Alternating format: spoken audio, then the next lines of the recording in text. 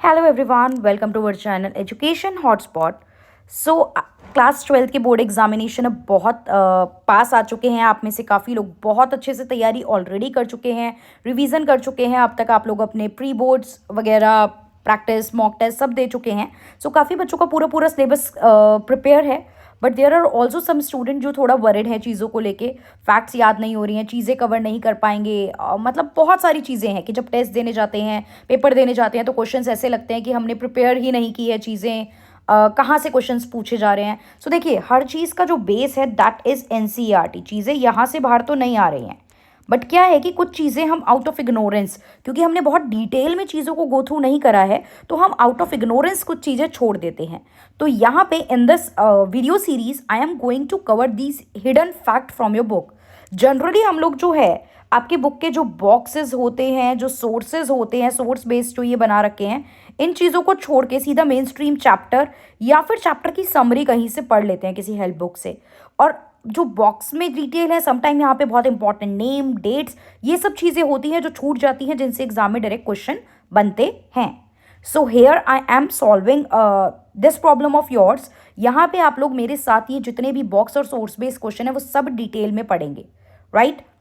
हम लोग पहले सारे बॉक्सेस, क्योंकि मैं मान के चल रही हूँ चैप्टर आपने पढ़ लिए हैं, अगर आप लोग कहेंगे तो मैं डिटेल चैप्टर पे भी वीडियो बनाऊंगी, इंपॉर्टेंट क्वेश्चन पे भी बनाऊंगी, वो सब मैं कवर कराऊंगी। But for now I am going to cover all the boxes and the source based question and the timelines of all the chapter. जितनी भी टाइमलाइन है वो सारी मैं यहाँ पे आपकी कवर कराऊंगी।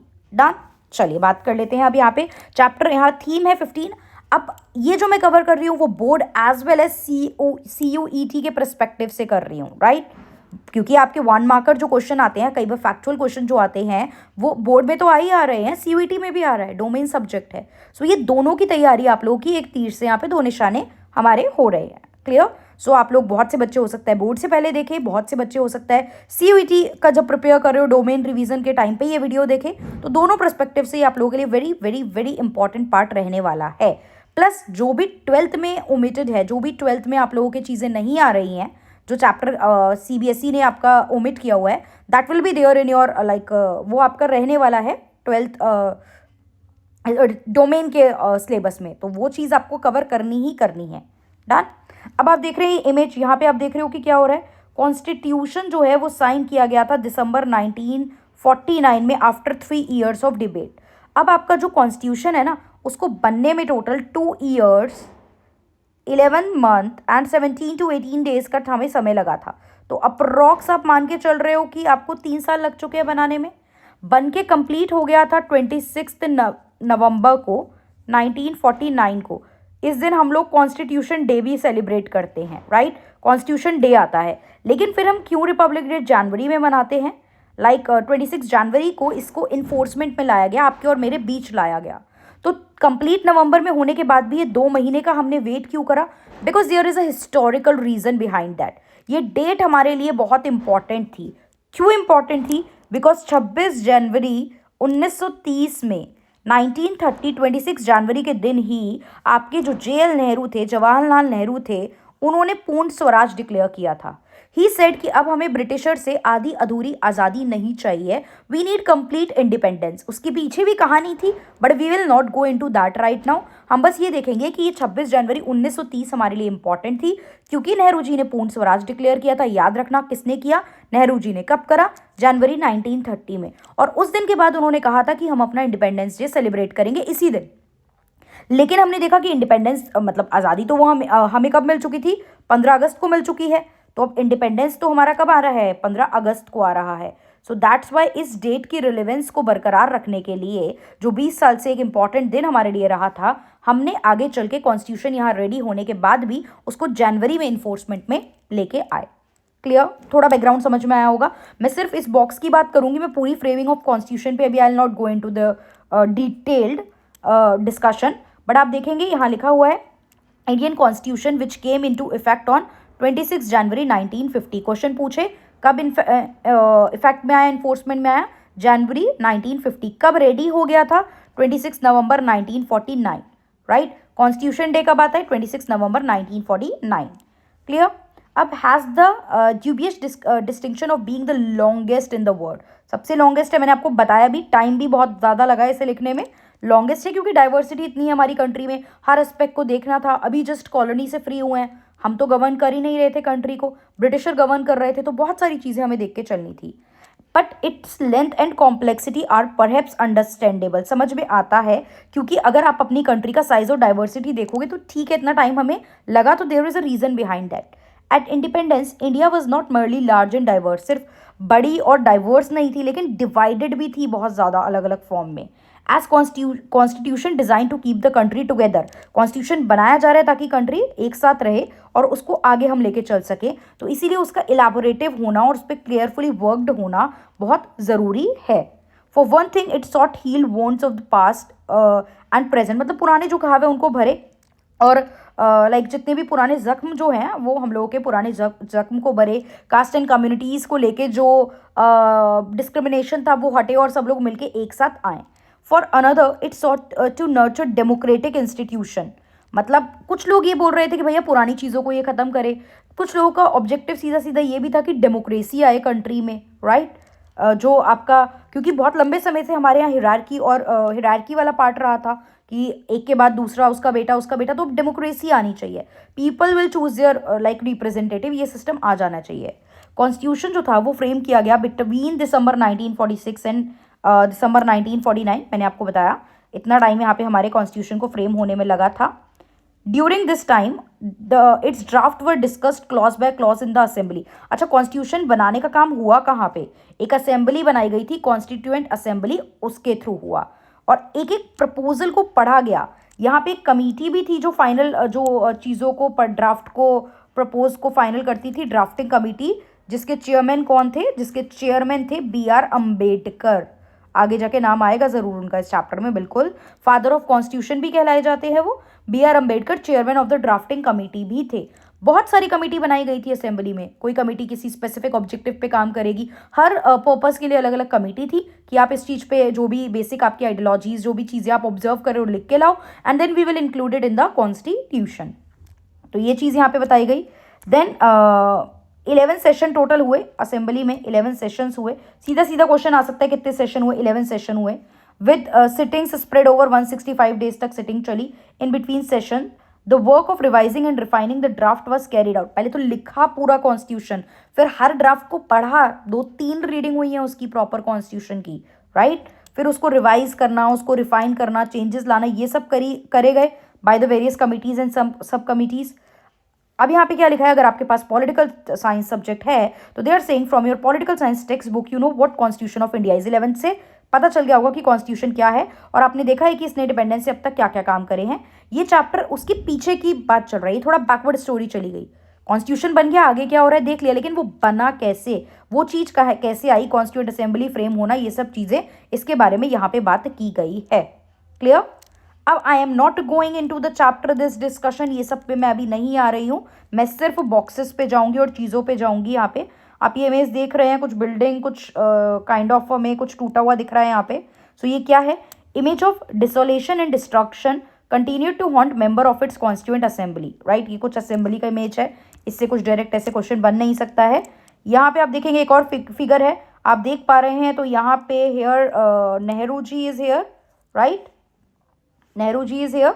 अब देखते हैं यहाँ लिखा क्या है इस फिगर को लेके।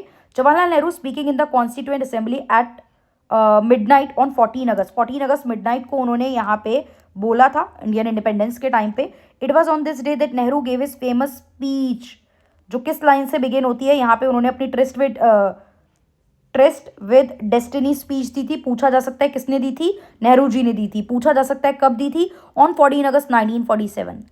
जस्ट 2-3 बार सुन लोगे ना तो याद हो जाएंगी ये चीज़ें। एंड इफ़ यू वांट, देखो अगर आपको लग रहा है मेरे पास टाइम है, वैसे आप लोगों ने बना रखे होंगे, I am very sure about this, otherwise आप लोग शॉर्ट में नोट्स भी बना सकते हो इस तरीके से इसके। क्लियर। तो ये long years ago we made a tryst with destiny and now the time comes when we shall redeem our pledge not wholly or in full major, मतलब अब पूरी तरीके से अब हम उसको, अपनी जो शपथ थी कि हम इंडिपेंडेंट रहेंगे, पूर्ण स्वराज रहेगा, वो चीज़ आ चुकी है। But very substantially at the stroke of the midnight hour when the world sleep India will awake to life and freedom।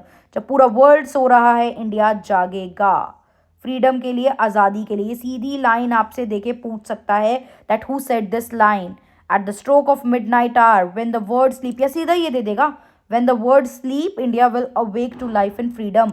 ये लाइन किसने बोली है? The clear cut answer is Nehru ji. कहाँ बोली है? अपनी स्पीच ट्रिस्ट विद डेस्टिनी में बोली है। कब दी है स्पीच उन्होंने? 14 अगस्त 1947 को कॉन्स्टिट्यूएंट असेंबली में दी। क्लियर?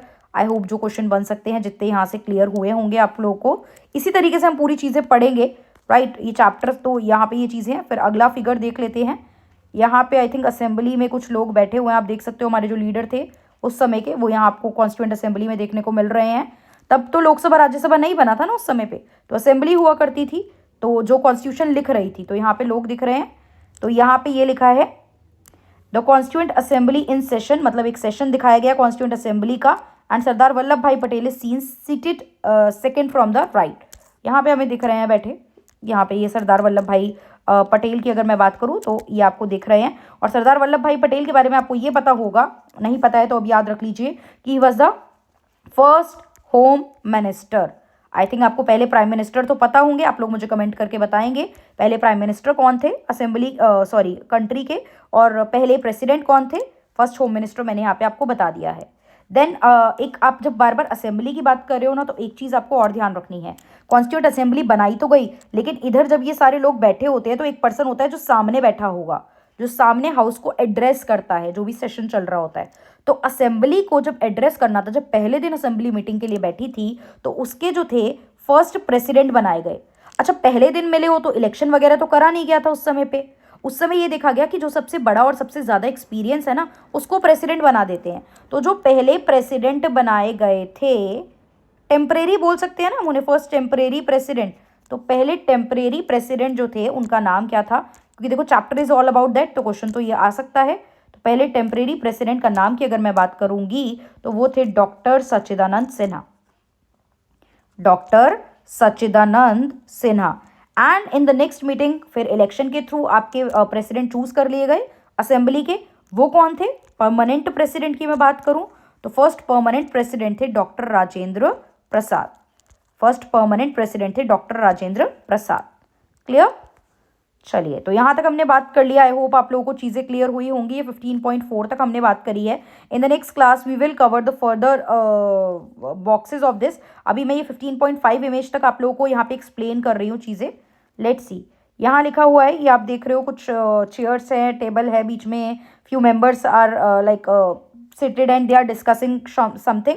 कुछ पेपर है सबके आगे, राइट। अब क्या लिखा है? बी आर अम्बेडकर जो है, क्या लिखा हुआ है? B R Ambedkar presiding over a discussion on the Hindu Code Bill. Hindu Code Bill जो है उसके ऊपर बी आर अम्बेडकर जो है वो डिस्कशन करते हुए यहाँ हमें दिख रहे हैं। फादर ऑफ कॉन्स्टिट्यूशन है, चेयरमैन ऑफ ड्राफ्टिंग कमेटी है। दो तीन बातें मैंने आप लोगों से करी, तो यहाँ बी आर अम्बेडकर हमें दिख रहे हैं डिस्कशन करते हुए। क्लियर? तो यहाँ पे हमने ये बात कर ली है। बाकी तो देखो चैप्टर में there is a lot of thing. If you will say I will make a list of important one liners, मैं वन लाइनर्स का पूरा बना दूंगी। आप कहोगे चैप्टर वाइज या ओवरऑल भी आप कहोगे, तो if you will say then I will make the one liner chapter wise की ये चीज़ें हैं, this is the fact, this is the fact. तो आपका एक फास्ट ट्रैक वे में मैराथन फॉर्म में चैप्टर रिवाइज हो जाएगा, राइट।